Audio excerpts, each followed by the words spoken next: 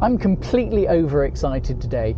I'm on my way to London to see my friend Rob, who has an interesting and ever-changing collection of cars himself, but he's also the custodian of a car that we bought last year, a Mark 1 original shark nose Renault Espace, and I'm really looking forward to meeting it and finding out whether it lives up to my expectations.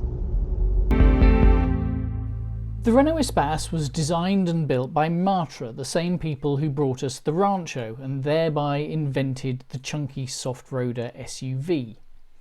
The prototype was designed in the late 70s and pitched to Matra Auto's parent Chrysler Europe, but Chrysler had just been bought by Peugeot, who decided it would never catch on, and sold off its stake in Matra's car business. Matra took the idea to Renault, who dropped in the drivetrain from the Renault 25 and the lights from the Traffic van, and the rest is history. It made a lot of sense for Renault. Its domestic rivals, Citroën and Peugeot, had offered family estate cars with a third row of seats going back to the DS and 404 models in the early 60s. Sales of the Espace were slow at first, but then word got round of just how good it was, not just for passengers, but for the driver too. This car must have been quite a revelation when it was new, because although it's incredibly practical and feels vast inside here with all this glass around us, it doesn't feel at all bus-like to drive. I mean, you know, I've driven vans and VW T25 transporters and things, and this couldn't be further from it. Talking to Rob earlier, he was saying that, you know, it feels like a Renault 25 on stilts, and I really know what he means. It's not like a really plush executive car exactly, but it's got enough shove from the 2-litre engine, which has got plenty of torque to get you about nicely. It's just got a really relaxed and kind of competent feeling to it.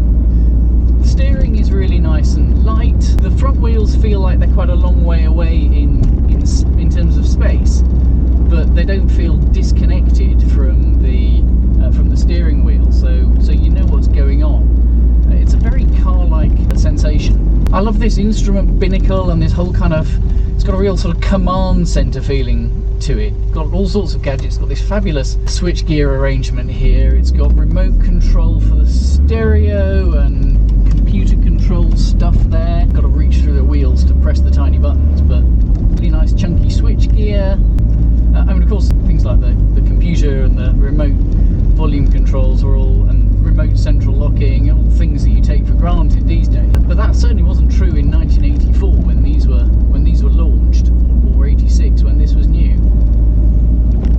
The 2-litre engine that Renault fitted to the Espace is mounted longitudinally, although it drives the front wheels. This made it easier to engineer it for the super rare 4-wheel drive Quadra version. There's actually a fair amount of space here under the bonnet, and most things are reasonably accessible. The front slam panel unbolts quite easily as well, which Rob had cause to be thankful for recently when he replaced the radiator, which still had its original Simca badging. The seats really are superbly comfortable, really supportive. I love these kind of side bolster pedals, a very Renault thing that. The ride's comfortable. I'm not pushing it on these suburban roads, but it doesn't feel as though it's kind of rolly, and it certainly doesn't have that 4.5 pitching sensation you sometimes get with taller cars. The ride's pretty smooth. These are nice smooth roads, but no complaints there, and pulls away nicely. The Espace wasn't the first people carrier. Giugiaro's Lancia Mega Gamma concept was shown at about the same time that Matra was working on the P17 prototype design, and the Datsun Prairie and the Mitsubishi Space Wagon and family, Toyota Space Cruiser and Dodge Caravan all beat it to market, but none had the versatility of Matra's design or the excellent dynamics of Renault's platform. You can swivel the front seats round to face the rear. The middle row of seats fold down to make a table, so you can convert the car into a dining room or a home office, or even a YouTube recording studio on wheels. You can take all the back seats out, as long as you've had your Weetabix, and the completely flat floor means you can turn it into a builder's van, which is perhaps one of the reasons why there aren't many of these early cars left. And that's the thing. Their practicality is their downfall.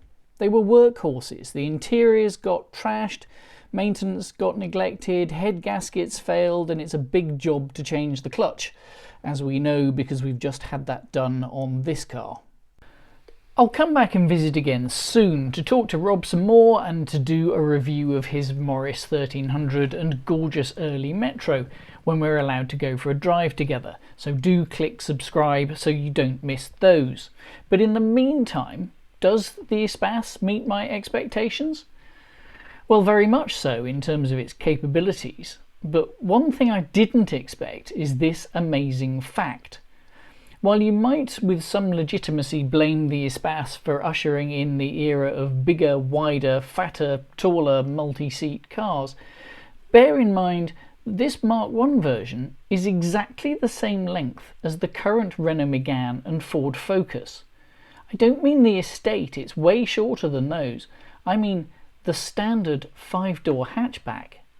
Renault still makes an Espace, but it's now just a luxury executive minibus, and Renault doesn't export it to the UK.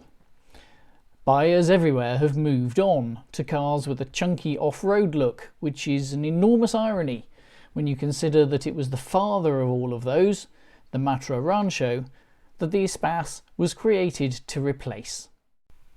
Thanks for watching, hope you've enjoyed it. Let's do it all again soon.